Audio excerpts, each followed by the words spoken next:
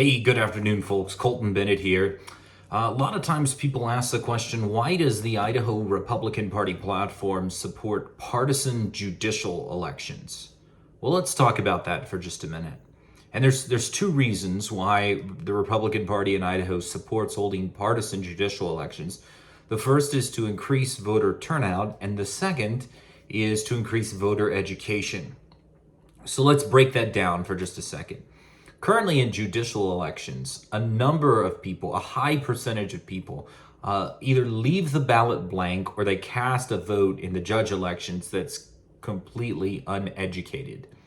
And that's because there's very little information that's available to the voters in Idaho about the judges, how they're ruling, and if they're making good rulings or ruling well.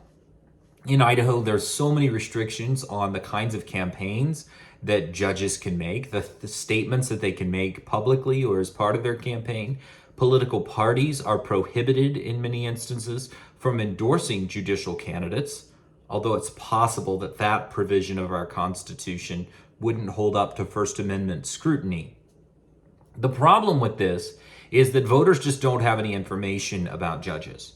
And so what happens is a large portion of voters just don't vote in our judicial elections. This is a phenomenon called roll-off.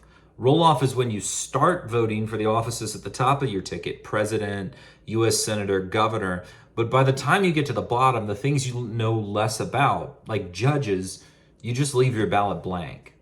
So 20%, as high as 20% of judicial elections in Idaho have a 20% roll-off rate. Let me say that again. Judicial elections in Idaho have a roll-off rate of as high as 20%. That means that about 20% of people that are voting are just leaving the ballot blank when it comes to the judge option. They're just not voting for the judges. And so that's problem one. You get a much lower turnout. And problem two is an issue of education. When voters go in to vote and they don't know anything about judge, they can make a choice. They can say, I'm just not going to vote, and many of them do, and that's a tragedy. But many people feel guilty about not voting. They're like, I've come all this way, I have a ballot in front of me, I need to make a choice. I should know this. So they get their list of names and they look at that. And they start racking their brain to see if they remember reading or hearing anything about any of these judges. And that's the first rational decision, voter education. But if they can't remember anything about these judges, evidence shows us that the second thing that voters will do is they'll start analyzing the name. And they'll try to figure out something, if anything, they can, about the candidate on their ballot based on the name. So they'll try to figure out the judge's gender. They'll try to figure out the judge or the judge candidate's ethnicity.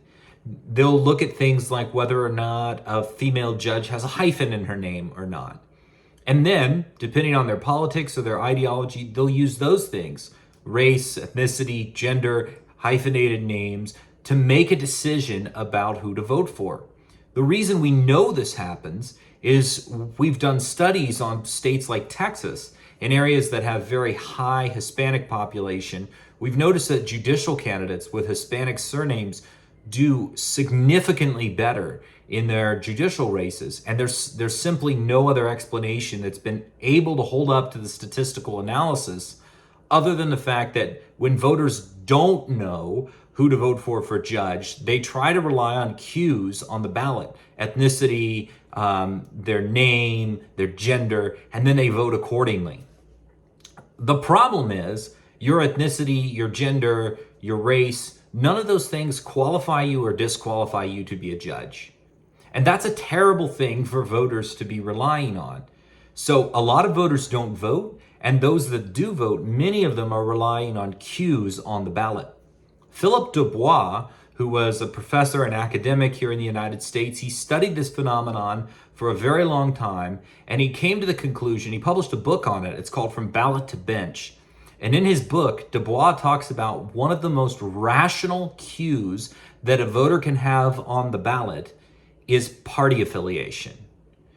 Because when you're voting for someone based on party affiliation, if that's the only information you make your decision on, it's way more rational than voting for someone based on their ethnicity or their gender. And so Du Bois showed that when voters had the opportunity to pick judges based on party affiliation, number one, they would vote at higher rates. They would actually complete their ballot. And number two, they would rely on the party queue in picking their candidate. And so that's much preferable to not voting or voting for someone based on their perceived gender or ethnicity. And so one of the things Du Bois argued for is that partisan elections for judges are actually good for voters. They're good for democracy. They're good for voter turnout. And they allow the voters to have a piece of information that's actually objective to measure their judges. Now, skeptics of this will say, well, people just need to get more educated. And I agree, people do need to get more educated. But at the end of the day, you're going to have a lot of people, you're going to have soccer moms that don't have time to read hundreds of pages of judicial opinions.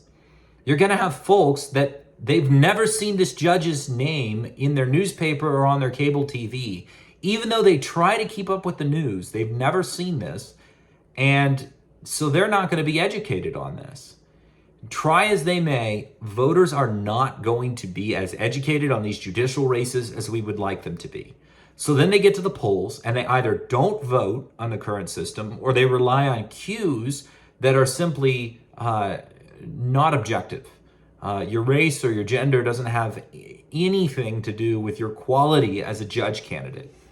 But if we can give partisan labels to our judicial candidates, then voters will be able to make a rational decision. You'll get higher turnout and they'll actually be making an educated decision. They'll be relying on something. They're saying, I want a Republican judge, I want a Democrat judge, or I want a judge that's an independent. And they'll be able to rely on that to make that decision. So we can beat the drum till kingdom come and say voters just need to be more educated about the judicial nominees. But for the folks that are watching now, I would just challenge you, can you name all of your judges? Can you name all the magistrate judges, all the district judges? Can you name all of the members of the Idaho State Supreme Court? I think you'd be hard challenged to do that. There's a few of you that may be able to, but the reality is we all are lacking information and access to that information in our judicial races. Having partisan labels on the ballot actually allows us to make a rational decision about the kind of judges that we want here in office. It's good for voter turnout, it's good for democratic participation, and it's good for voters, allowing them to be making an educated decision. And ultimately, it's good for the judiciary. It's good for the judiciary to have judges that have the approval of their constituents. And so those are some of the reasons why Idaho Republicans in our platform, we support partisan elections for the judiciary. I think it's a good thing. I think it's good for voters. It's good for the judiciary. It's good for Idaho. Partisan elections are the way to go.